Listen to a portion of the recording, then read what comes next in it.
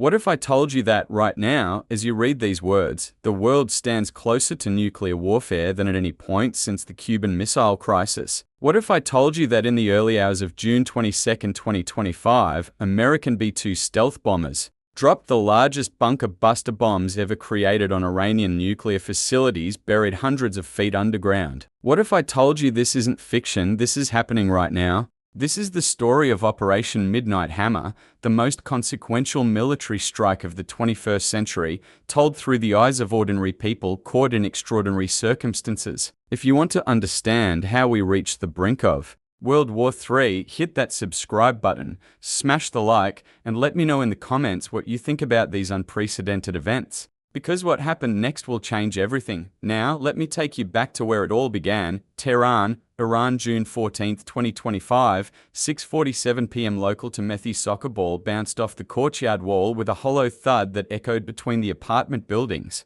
Parnia, Romanian, 13 years old with dark eyes that still held childhood spark, trapped it expertly with her foot before her mother's voice cut through the warm evening air. Parnia, dinner. She paused, ball balanced on her toe, listening to something that had become as routine as the call to prayer, the distant rumble of explosions. For the past week, the sounds had grown closer. Her friends at school whispered about missiles and airstrikes, but Parnia's mother always changed the subject when she asked questions. Just a minute, Mayman. She called back, dribbling the ball toward the goal she'd painted on the brick wall. The rumbling grew louder. Closer, this time was different. Whiteman Air Force Base, Missouri, June 14, 2025. 8:30 a.m. Central Time. Captain Sarah Martinez signed her name on the flight manifest with practiced efficiency, but something about today's training exercise felt wrong. In 12 years of flying the B-2 Spirit, she'd never been asked to load practice ordnance that weighed 30,000 pounds each, special payload training. Major David Chen, her weapons systems officer, muttered as they walked toward the massive triangular aircraft. "That's what they're calling it," Sarah ran, her hand along the bomber's composite skin. The B-2 could carry nuclear weapons, conventional bombs, or the new massive ordnance penetrators that could punch through hundreds of feet of reinforced concrete. Today's manifest showed 2 mops in the bomb bay. "Since when do we practice with actual bunker busters?" she asked. Chen shrugged, but his eyes held the same unease she felt. "Since last week, apparently. Orders came down from the Pentagon. 7 crews, all flying the same profile." Sarah climbed into the cockpit, settling into the ejection seat that had become as familiar as her own car. Through the canopy, she could see 6 other B-2s being prepped for what their commanders insisted was just another training mission, but Captain Sarah Martinez had been flying long enough to know the difference between practice and preparation. The Oval Office, Washington, D.C. June 14, 2025. 3:15 p.m. Eastern Time. President Donald Trump stared at the satellite image spread across the Resolute desk. The photo showed what looked like an ordinary mountain in Iran, but intelligence analysts had marked it with red circles and arrows pointing to barely visible infrastructure. "Explain it to me again," he said to the assembled officials. General Dan Kane, the newly appointed chairman of the Joint Chiefs, pointed to the largest red circle. "Mr. President, this is the Fidao nuclear enrichment facility. It's buried 300 feet inside solid rock. According to our latest intelligence, Iran now has sufficient enriched uranium and centrifuge capacity to produce weapons-grade material in approximately 1 week." Trump's jaw tightened. 1 week? "Yes, sir. And enough material for up to 10 nuclear weapons within 3 weeks. Defense Secretary Pete Hegseth leaned forward. "The Israelis are running out of patience, Mr. President. Prime Minister Netanyahu has made it clear that Israel sees this as an existential threat. They've been conducting strikes for 9 days now." Trump stood and walked to the window overlooking the Rose Garden. In the distance, protesters held signs demanding peace, unaware of the intelligence briefing happening above their heads. "What are our options?" he asked without turning around. "Diplomatic pressure through European allies," Secretary of State Marco Rubio began, "which has failed for months." Hegseth interrupted. "Sir, there's only one conventional weapon system capable of penetrating Fidao, the B-2 with MOPS." Trump finished. He'd been briefed on the massive ordnance penetrators before. 30,000-pound bombs designed specifically for targets like this. The room fell silent except for the ticking of the grandfather clock in the corner. Tel Aviv, Israel, June 14, 2025, 10:45 p.m. Local to Methi Iron Dome interceptor streaked across the night sky like a falling star in reverse, its trail of light ending in a bright flash as it destroyed another Iranian missile. Israeli ambassador to the UZ, Yechiel Leiter, watched from his hotel balcony during a brief return home, counting the interceptors. 7 successful intercepts in the past hour. His secure phone buzzed. Washington. Mr. Ambassador, came the voice of a senior State Department official. The president needs to understand Israel's timeline. Leiter closed his eyes. He'd been dreading this call. How much time are we talking about? For what? Before Israel decides it can't wait for American help, the pause on the other end of the line stretched long enough for another interceptor to light up the sky. Days, Leiter said finally. Maybe hours. If Iran gets the bomb, there won't be an Israel left to defend. Back to Tehran, June 14, 2025, 11:20 p.m. local time. Parnia jolted awake as her bedroom window rattled. The explosions were much closer now, close enough that she could see the orange glow on the horizon. Her mother appeared in the doorway, silhouetted against the hallway light. Parnia, we need to go to the basement, her mother said, trying to keep her voice calm. Is it bad this time, Maimon? Her mother sat on the edge of the bed and smoothed Parnia's hair. I don't know, Zizm, but we're going to be okay. As they made their way downstairs, joining neighbors who had the same idea, Parnia couldn't know that she was living through the opening chapter of a crisis that would soon involve the most powerful military on Earth. She couldn't know that thousands of miles away, American pilots were practicing for a mission that would change everything. All she knew was that the sounds of war were getting closer, and her mother's hands were shaking as she held her tight. The next 8 days would determine whether the world stepped back from the precipice or fell into an abyss that no one could escape. What do you think should happen next? Should President Trump authorize military action against Iran, or is there still time for diplomacy? Let me know in the comments below, and don't forget to subscribe because what happens next will determine whether we're witnessing the prevention of nuclear war or the beginning of World War III. What you're about to discover is that sometimes world leaders face choices where every option leads to catastrophe. This is the story of how the most powerful man on earth wrestled with a decision that could save or damn millions of lives. The Oval Office, June 20, 2025, 7:30 p.m. Eastern Time. The weight of the world pressed down on Donald Trump's shoulders as he stared at the satellite photographs scattered across the resolute desk. Each image told the same story. Iran was closer to nuclear weapons than any intelligence agency had predicted just weeks ago. Show me Fidel again, he said to Defense Secretary Pete Hegseth. Hegseth slid a high-resolution image forward. Mr. President, this facility is carved 300 feet into solid rock. It's designed to survive a nuclear attack. Iran built it specifically because they knew we might try to stop them. Trump traced his finger along the mountain's outline. Somewhere beneath that stone, Iranian scientists were enriching uranium to weapons-grade levels. The intelligence was clear: 1 week to first bomb, 3 weeks to an arsenal. How many people work there? Trump asked. Intelligence estimates between 400 and 600 personnel per shift, CIA Director Sarah Chen answered from her seat near the fireplace. But sir, the facility operates around the clock. The room fell silent. Even the grandfather clock seemed to tick more quietly. General Dan Kane cleared his throat. Mr. President, we've been planning this operation for months. 7 B-2 bombers, each carrying 2 MOPs. It's the only conventional weapon that can reach Fordo's core. Conventional, Trump repeated. But this isn't a conventional decision, is it? Whiteman Air Force Base, June 20, 2025, 6:45 p.m. Central Time. Captain Sarah Martinez stood in the briefing room with 6 other B-2 crews,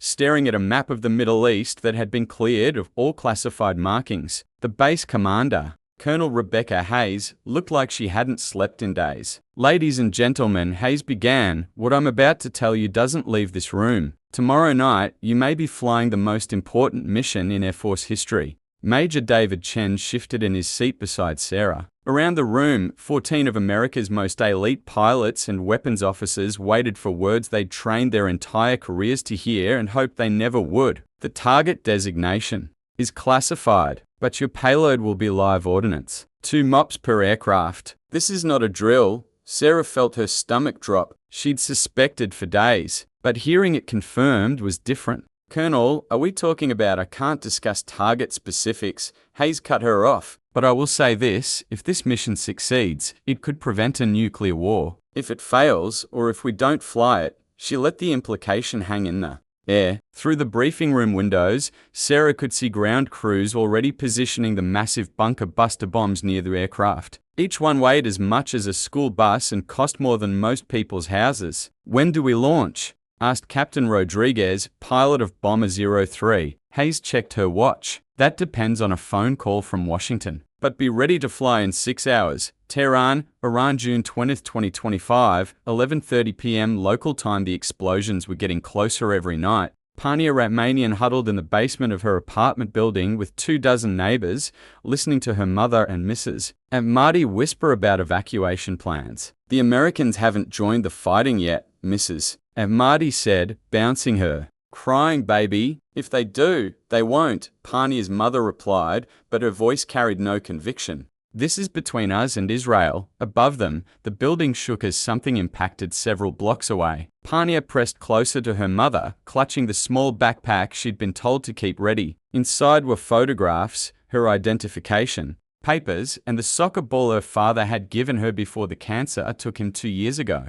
Mayman, she whispered, what if the bombs come here? Her mother's arms tightened around her. Then we'll be brave, Azizim. We'll be brave together. Neither of them knew that at that very moment, 7,000 miles away, the most powerful man in the world was deciding their fate. The Oval Office, June 20, 2025, 8:45 p.m. Eastern Time. Mr. President, Hegseth said quietly, we need a decision. The strike package launches at midnight our time if we're going to hit the optimal window. Trump walked to the window overlooking the South Lawn. In the distance, protesters still held their vigil, their signs reading "No War with Iran" barely visible in the darkness. They had no idea how close they were to getting exactly what they feared. Leon Panetta was right, Trump said to his reflection in the glass. If we do this, we're at war with Iran, not Israel us. Sir, General Kane interjected, if we don't do this, Iran gets nuclear weapons, and then we're facing a much worse war. Vice President J.D. Vance spoke for the first time in an hour. Mr. President, what would you tell the American people?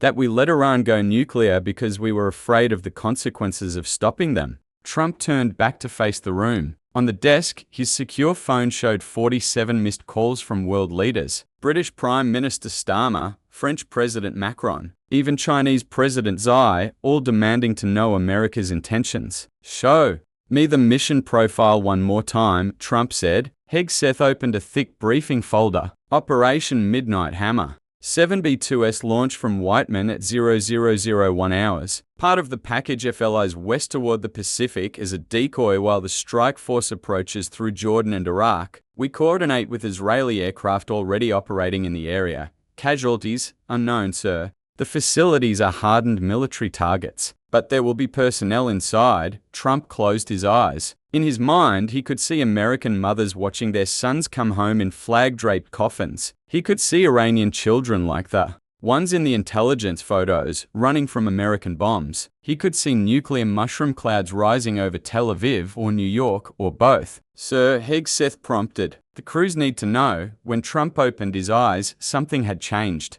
In his expression, the weight of indecision had crystallized into terrible resolve. Do it, he said. Execute Operation Midnight Hammer. The words hung in the air like a death sentence. General Kane picked up the secure phone. Olympus Control, this is Hammer 1. Mission is authorized. Repeat, mission is authorized. Whiteman Air Force Base, June 20, 2025, 11:47 p.m. Central. Time. The encrypted message arrived in the command center with a soft chime that would echo through history. Colonel Hayes read it twice, then walked to the mission board and changed the status from training to execute.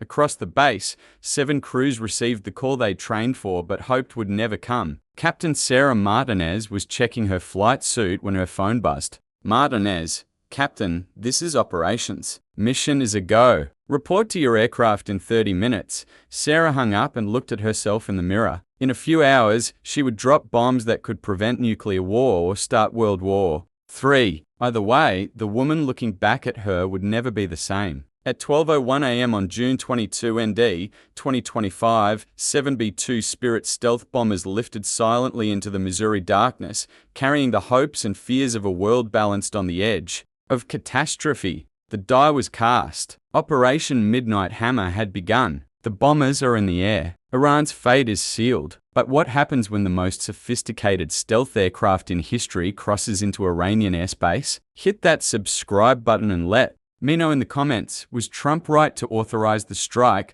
or has he just started World War III? Some of you called Trump's decision necessary, others called it catastrophic. What you're about to witness is the moment when words become actions, when political decisions transform into physics and fire. This is the most classified military operation of the 21st century, and you're about to experience it from inside the cockpit. 35,000 feet above the Atlantic Ocean, June 22, 2025, 2:30 a.m. Eastern Time, Captain Sarah Martinez adjusted her oxygen mask and scanned the instrument panel of her B-2 Spirit bomber. Beside her, Major David Chen monitored the navigation display, showing their position 800 miles east of Newfoundland. To anyone watching radar screens below, the sky was empty. 7 of the world's most advanced stealth aircraft were invisible ghosts carrying mankind's most devastating conventional weapons. Fuel status? Sarah asked through the intercom. Nominal, Chen replied. First tanker rendezvous in 40 minutes.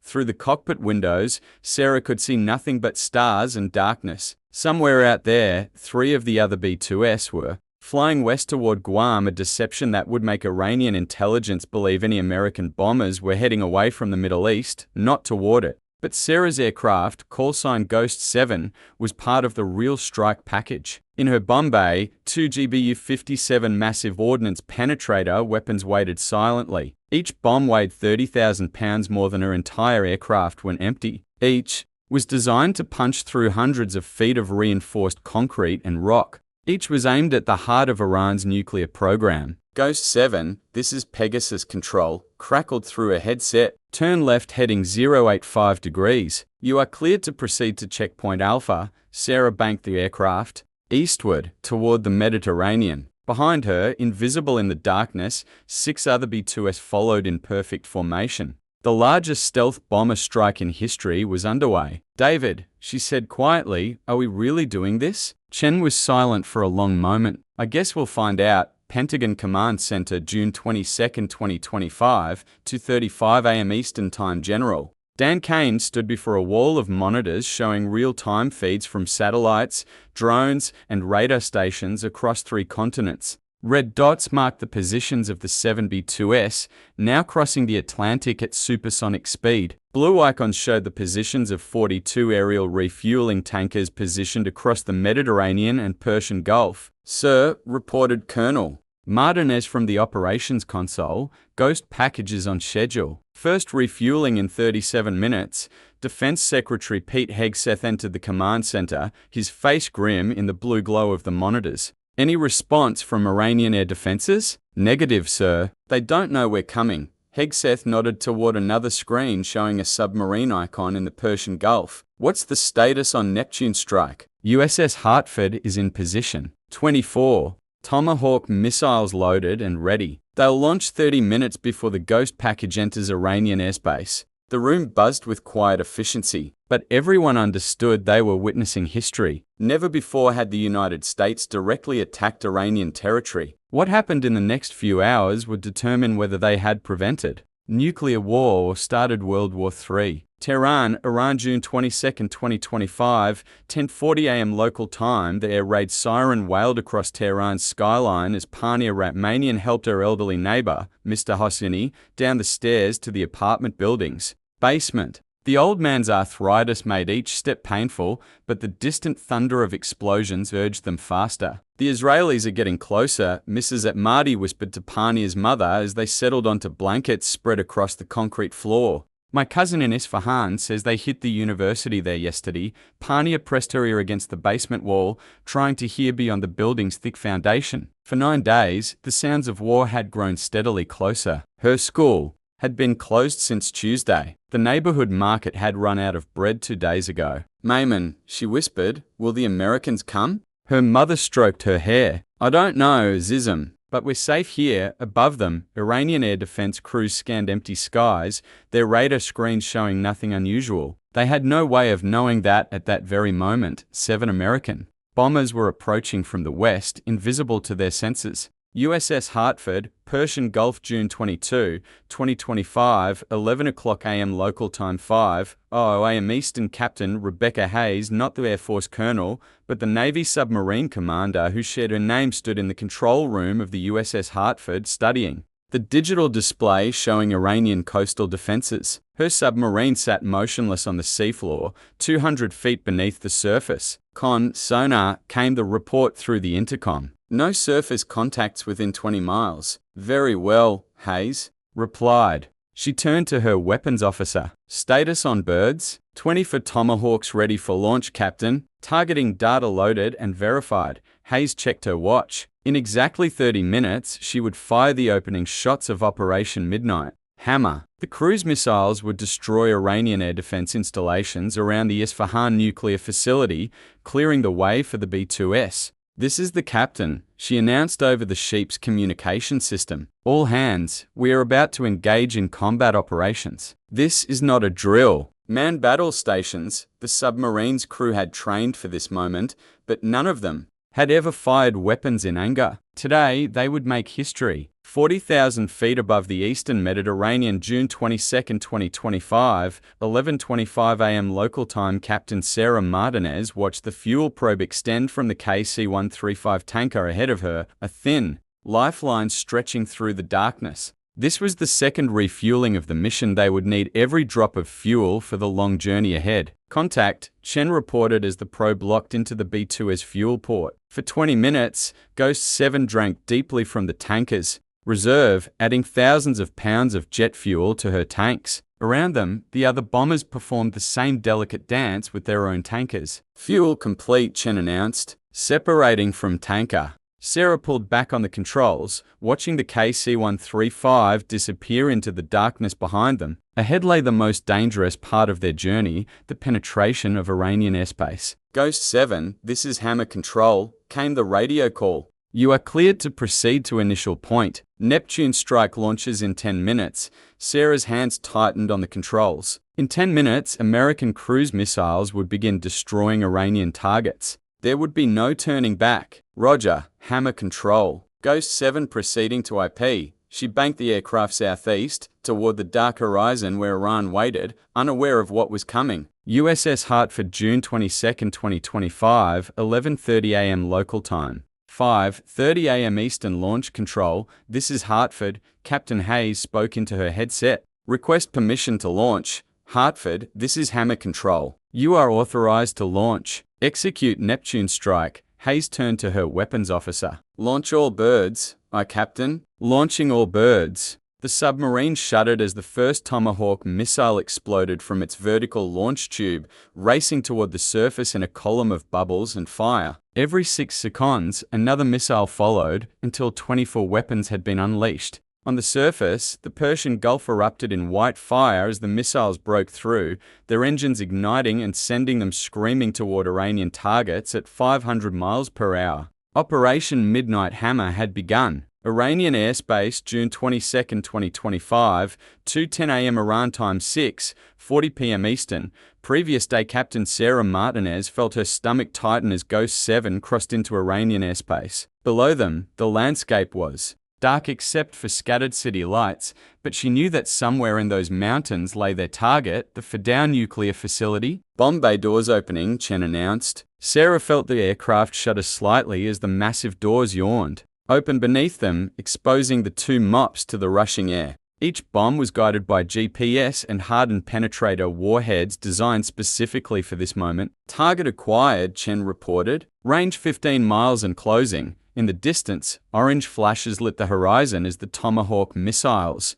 found their targets around Isfahan. Iranian air defenses, caught completely by surprise, were being systematically destroyed. Ghost 7, this is Lead, came the voice of the mission commander. You are cleared hot, cleared to engage. Sarah's finger hovered over the release button. Below them, buried 300 feet beneath solid rock, Iranian scientists were working on uranium enrichment, unaware that death was approaching at 500 miles per hour. Bombs away, Chen announced. The aircraft lurched upward as 60,000 pounds of ordnance separated from the bomb bay. Sarah watched the weapons disappear into the darkness below, their GPS guidance system steering them toward coordinates that had been planned for months. 30 seconds later, the mountain above Fadao erupted in fire. The first nuclear facility had been hit, but the mission was far from over. The bombs have fallen. Iran's nuclear facilities lie in ruins. But if you think the story ends there, you're about to discover why military planners have a saying,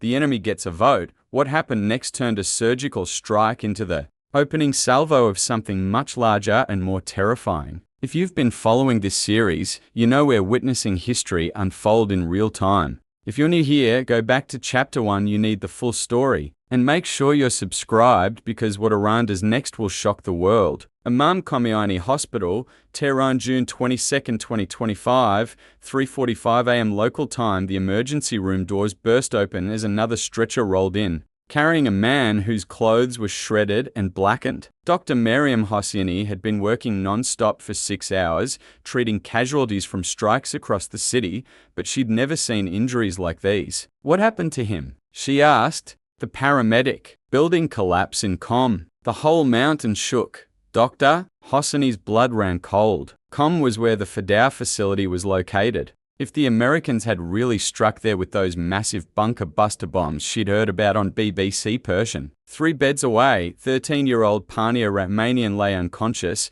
her small body connected to machines that beeped steadily in the hospital's chaos. A piece of shrapnel from a nearby strike had torn through her bedroom window just as her family reached the basement. Her mother, Zara, sat beside the bed with tears streaming down her face, clutching Parnia's hand. The Americans, Zara whispered. To no one in particular. The Americans came. Outside the hospital windows, the Tehran skyline glowed orange in multiple places. What had started as Israeli strikes 9 days ago had escalated beyond anyone's imagination. The most powerful military in the world had entered the war. The White House East Room, June 22, 2025, 8:15 a.m. Eastern Time. President Donald Trump stood at the podium, flanked by Vice President J.D. Vance, Secretary of State Marco Rubio, and Defense Secretary Pete Hegseth. The gathered press sensed history in the making. Trump's expression carried the weight of a man who had just crossed a line that could never be uncrossed.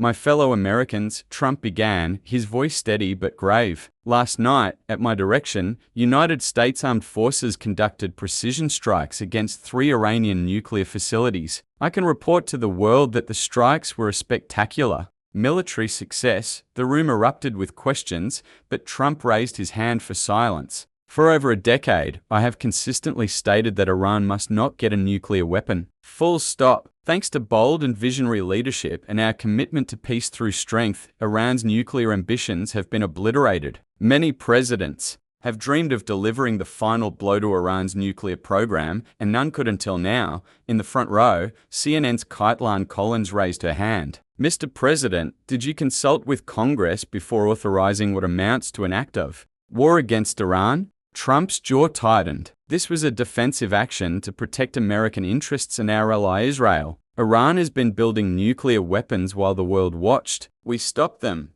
But sir, pressed NBC's Peter Alexander, what happens when Iran retaliates against the 40,000 American troops stationed across the region? Trump's eyes hardened. Any retaliation by Iran against the United States of America will be met with force far greater than what was witnessed last night. Pentagon Command Center, June 22, 2025, 8:30 a.m. Eastern Time. The celebration in the command center had been brief. Initial battle damage assessments showed all 3 Iranian nuclear sites had sustained severe damage, but General Dan Kane knew the hardest part was just beginning. Sir, reported Colonel Martinez from the intelligence station, we're picking up increased chatter from Iranian military networks. They're mobilizing everything they have. On the main display screen, red icons began appearing across the Persian Gulf region, each representing an Iranian military unit coming online. Revolutionary Guard missile batteries, naval patrol boats, proxy militia groups in Iraq and Syria. Iran's asymmetric warfare machine was awakening. What's the threat assessment to our regional bases? Kane asked. Hi, sir. Iran has over 3,000 ballistic and cruise missiles within range of our positions in Bahrain, Qatar, Iraq, and Syria. If they decide to respond, Kane didn't need the analyst to finish. Operation Midnight Hammer had been a tactical success, but the strategic consequences were only beginning to unfold. Get me CENTCOM, he ordered. All bases need to be at maximum alert. Supreme National Security Council, Tehran, June 22, 2025, 4:00 p.m. local time. Ayatollah Ali Khamenei sat at the head of the polished table, his weathered hands folded as he listened to the damage reports. Around him, Iran's most senior leaders struggled to comprehend the scope of the American attack. The Fordow facility is completely destroyed, reported Defense Minister Mohammad Reza Ashtiani. Natanz has suffered severe damage to the centrifuge halls. Isfahan's research reactors are offline. Casualties? Khamenei asked quietly. Still being assessed, but preliminary reports suggest over 200 killed, mostly scientists and technicians. The room fell silent. Iran had suffered attacks before, but never anything approaching this scale.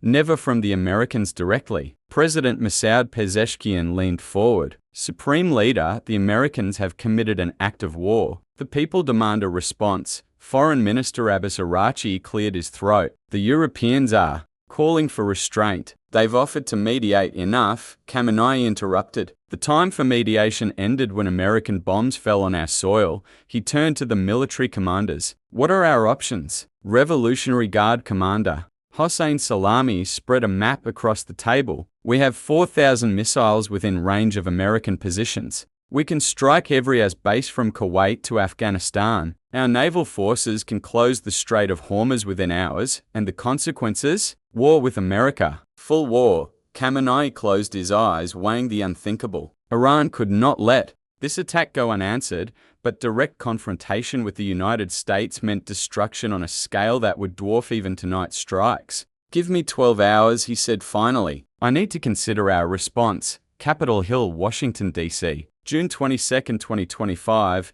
10:00 a.m. Eastern Time. Senate Minority Leader Chuck Schumer stood at the microphone outside the Capitol, his face flushed with anger. Behind him, a dozen Democratic senators nodded grimly as he spoke. The President of the United States has committed an act of war without consulting Congress, without a declaration of war, and without the consent of the American people, Schumer declared. This reckless action has dragged us into a conflict that could spiral into World War III. From the other side of the Capitol steps, Republican Senator Marjorie Taylor Greene held her own press conference, breaking ranks with her own party's president. There would not be bombs falling on the people of Israel if Netanyahu had not dropped bombs on the people of Iran first, Greene stated. Israel is a nuclear-armed nation. This is not our fight. Peace is the answer, but support for Trump came from unexpected quarters. Senator Bernie Sanders, the progressive icon, drew parallels to a different crisis. This reminds me of the lies told about Iraq in 2003, Sanders told reporters in Fort Worth. Netanyahu said then that Saddam was seeking nuclear weapons. He's saying the same thing now about Iran. We cannot let history repeat itself. Iranian Revolutionary Guard Naval Base, Bandar Abbas, June 22, 2025, 6:30 p.m. local time. Admiral Ali Reza Tangsiri stood on the pier watching his sailors prepare the small boats that would change everything. Dozens of fast attack craft loaded with anti-ship missiles were fueling for what could be their final mission. Sir, his deputy reported, all units report ready. We can have the strait closed within 4 hours. Tangsiri looked across the Persian Gulf toward the shipping lanes that carried 20% of the world's oil. Closing the Strait of Hormuz would send oil prices skyrocketing and trigger a global economic crisis, but it would also bring the full weight of the American Navy down on Iran. His secure phone buzzed. Tehran. Admiral, came the voice of the Supreme Leader's Chief of Staff. You are to prepare for Operation Judgment Day, but do not execute without direct authorization. Understood, Tangsiri replied. How long do we wait? The Supreme Leader will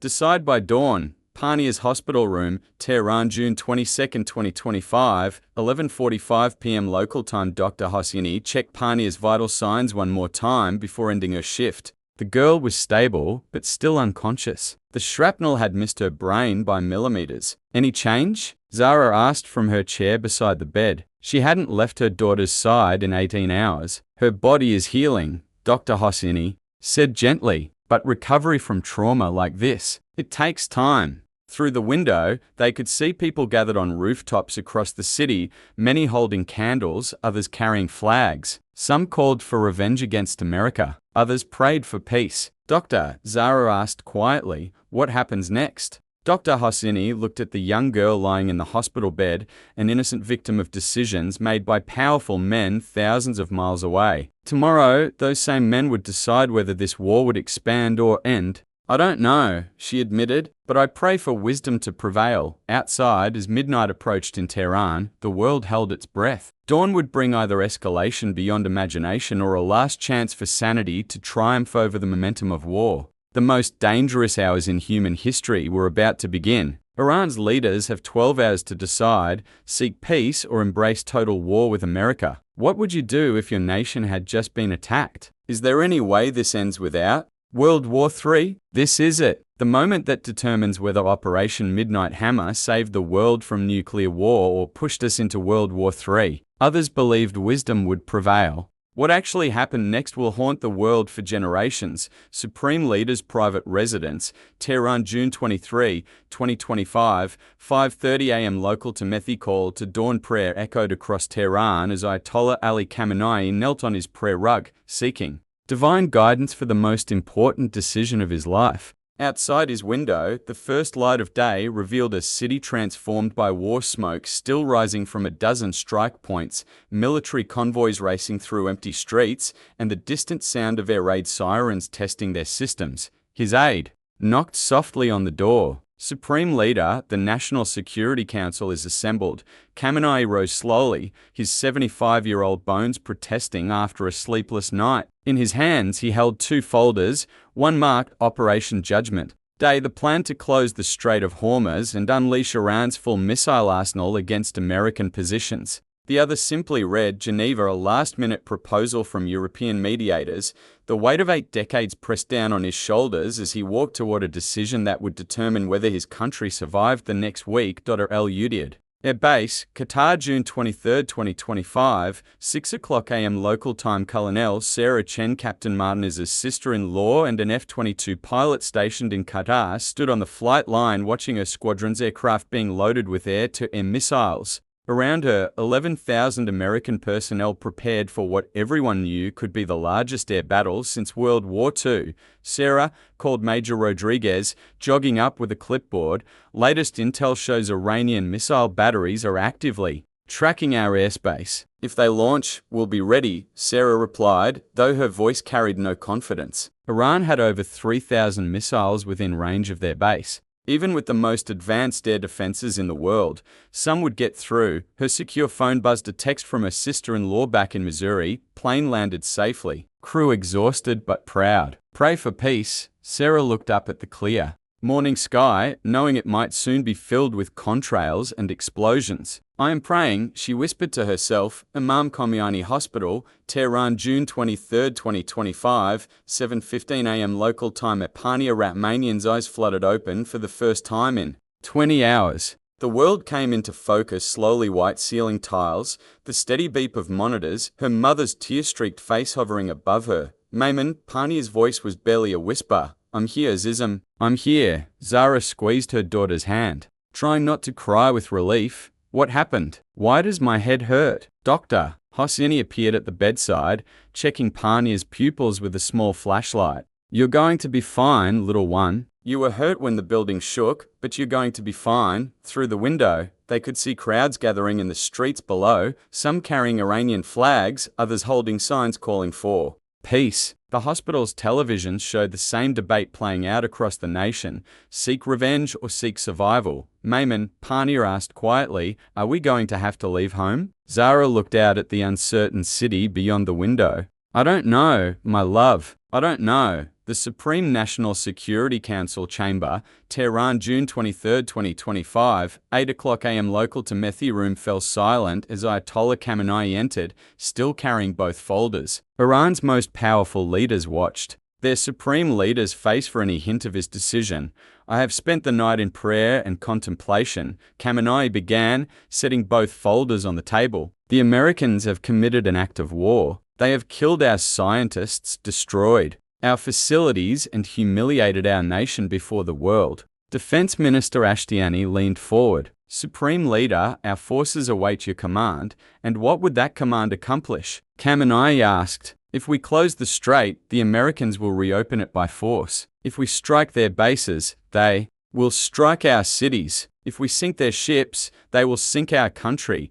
Revolutionary Guard Commander Salami's face flushed red. "Are we to do nothing? To let this aggression stand?" "No," Khamenei said firmly, "but we will not destroy Iran for the sake of revenge." He picked up the Geneva folder. "The Europeans have offered immediate negotiations. The Americans must halt all further strikes and begin withdrawal of forces from the region. In exchange, we will suspend all uranium enrichment and allow international inspections." The room erupted in angry voices. "Surrender!" shouted Salami. "Wisdom!" countered Foreign Minister Arachi. Khamenei raised his hand for silence. "This is not surrender. This is survival. Iran will endure. Iran will rebuild. But Iran will not be destroyed for the pride of old men." The Oval Office, Washington, D.C. June 23, 2025, 3:30 p.m. Eastern Time. President Trump set down the secure phone connecting him to European mediators in Geneva. Across from his desk, Secretary of State Marco Rubio waited for the verdict.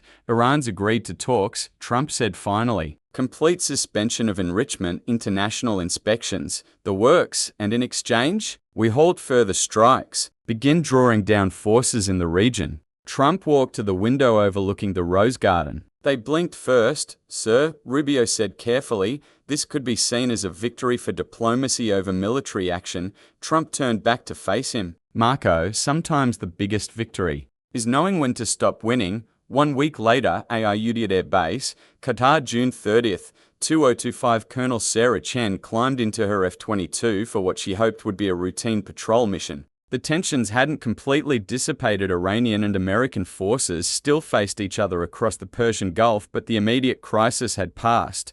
The Geneva talks had produced a preliminary agreement. Iran would dismantle its remaining nuclear infrastructure under international supervision in exchange for gradual sanctions relief and eventual normalization with Israel. It would take years to fully implement, and trust remained fragile, but the alternative had been too terrible to contemplate. As Sarah's fighter climbed into the morning sky, she could see cargo ships moving freely through the Strait of Hormuz once again. Oil prices had stabilized. The world had stepped back from the abyss. Imam Khomeini Hospital, Tehran, June 30th, 2025. Parnia Rahmanian took her first steps without assistance since the attack, walking slowly down the hospital corridor as her mother beamed with pride. The physical wounds were healing, but the scars visible and invisible would remain forever. "Dr. Hosseini says I can go home tomorrow," Parnia told her mother. "Home," Zara repeated, the word carrying new weight. Their apartment building had been damaged but not destroyed. Their neighborhood was scarred but rebuilding. Their country was wounded but would survive. As they walked past the window, Parnia could see construction crews already working to repair damaged buildings. Life, as it always does, was beginning to continue. Whiteman Air Force Base, Missouri, June 30, 2025. Captain Sarah Martinez sat in the debriefing room, filling out the final reports on Operation Midnight Hammer. The mission would remain classified for decades, but she knew she had participated in a turning point in history. "Any regrets?" asked Major Chen, completing his own paperwork. Sarah considered the question. In her Bombay, she had carried weapons that could have triggered World War III. She had dropped them on targets that could have led to nuclear proliferation. The weight of both possibilities would stay with her forever. "I regret that it was necessary," she said finally, "but I'm grateful for how it ended." Through the window, she could see new B-2 crews training for missions she hoped they would never have to fly. Epilogue: 6 months later, the official casualty count from the 9-day Israel-Iran conflict would list 847 military personnel and 312 civilians killed across both sides. Operation Midnight Hammer had lasted 25 minutes and cost $2.3 billion in ordnance, but it had prevented Iran from acquiring nuclear weapons for at least a generation. Parnia Rahmanian returned to school, walking past a memorial garden, planted where her neighborhood's damaged buildings once stood. She carried a small scar above her left eye and a deep wariness of the sound of aircraft overhead. But she also carried something else, a story of survival that she would tell her children someday. Captain Sarah Martinez received the Distinguished Flying Cross in a classified ceremony, an honor she could never publicly discuss. She continued flying B-2 missions, each one a reminder of the night when the world's most advanced bomber helped prevent the ultimate catastrophe. President Trump's approval rating soared briefly after the successful prevention of nuclear war, but historians would debate for decades whether Operation Midnight Hammer had been necessary or whether the crisis could have been resolved without bloodshed. What remained clear was that the closest the world had come to nuclear conflict since 1962 had been resolved not by bigger bombs, but by the recognition that some victories aren't worth winning. The Geneva Accords of 2025 would become a model for nuclear diplomacy in the decades that followed, proving that even the most intractable conflicts could sometimes be resolved when leaders chose wisdom over pride. But the scars remained. In hospital beds and military cemeteries, in damaged buildings and traumatized children, in the collective memory of a world that had looked into the abyss and barely managed to step back. The night the sky burned over Iran would be remembered, not for the bombs that fell, but for the catastrophe that didn't follow. Sometimes the most important victories are the wars that end before they consume everything. Outro. And there you have it, the complete story of Operation Midnight Hammer, the most consequential military operation of our time. From the teenage girl playing soccer in Tehran to the American pilot dropping bunker buster bombs, from the president making impossible decisions to the world leaders who chose diplomacy over devastation. This story isn't just about military technology or geopolitical strategy. It's about human choices and their consequences. It's about how individual decisions by ordinary people, doctors treating patients, pilots following orders, leaders choosing wisdom over pride, can determine the fate of millions. What strikes me most about this crisis is how close we came to a catastrophe that nobody wanted but almost nobody could stop. The momentum of war has its own logic, and once it begins, it becomes incredibly difficult to control. Operation Midnight Hammer succeeded not just because of superior technology, but because leaders on both sides ultimately chose survival over revenge. The events of June 2025 remind us that in our interconnected world, local conflicts can quickly become global catastrophes. They also remind us that diplomacy, however difficult and frustrating, remains humanity's best hope for resolving conflicts without destroying ourselves in the process. As I write this, Parnia Rahmanian is back in school, Captain Sarah Martinez continues serving her country, and the world continues to grapple with the lessons of those 9 days in June when we almost lost everything. What do you think? Did Operation Midnight Hammer prevent nuclear war or nearly cause World War III? Was President Trump's decision justified, or should diplomacy have been given more time? How do we prevent future conflicts from escalating to this level? I want to hear your thoughts in the comments below. This story affects all of us, and your perspective matters. Did this series change how you think about modern warfare, nuclear proliferation, or international diplomacy? If this story moved you, challenged you, or taught you something new, please hit that like button and share it with others who need to understand what really happened during those crucial days. The more people who understand how close we came to catastrophe, the better equipped we'll be to prevent it from happening again. Don't forget to subscribe for more deep dive stories into the events that are shaping our world. History is being written right now, and you deserve to understand it as it happens. Until next time, remember, the most important stories are often the ones about ordinary people living through extraordinary times. And sometimes the greatest victories are the disasters that never happen. Thank you for taking this journey with me. Stay informed, stay engaged, and never forget that the choices we make today will determine the world our children inherit tomorrow.